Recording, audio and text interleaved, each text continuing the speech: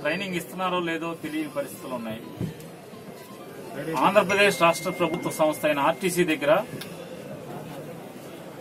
అన్ని వనరులు ఉన్నాయి. మనకి బస్సులు ఉన్నాయి, సుశిక్షితులైనటువంటి అనుభవం బాగా గడించినటువంటి డ్రైవర్లు ఉన్నారు, సీనియర్ డ్రైవర్లు ఉన్నారు.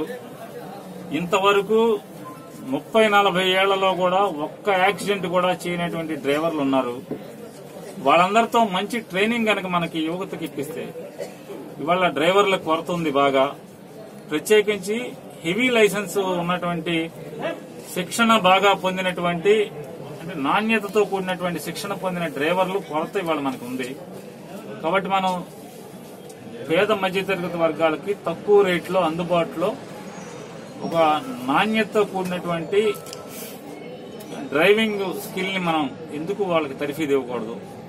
ఇది ఆలోచన చేసి చేయండి అని చెప్పంగానే మరి ఆర్టీసీ అధికారులందరూ కూడా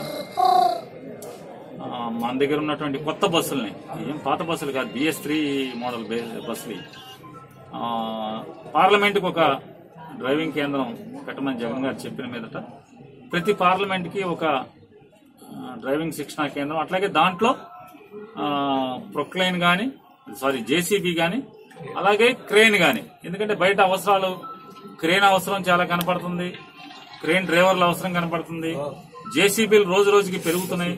JCBలకు కూడా ట్రైనింగ్ పొందినటువంటి డ్రైవర్లు లేని పరిస్థితి ఉంది.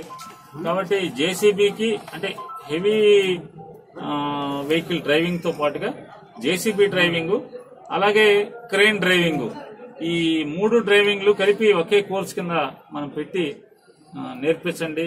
45 రోజుల కోర్స్ టైం ఇది. చేసి చేయమని చెప్పని ముఖ్యమంత్రి గారు చెప్పిన మీదట ఒక్కొక్కటిగా ఓపెన్ చేసుకుంటూ వస్తున్నాం.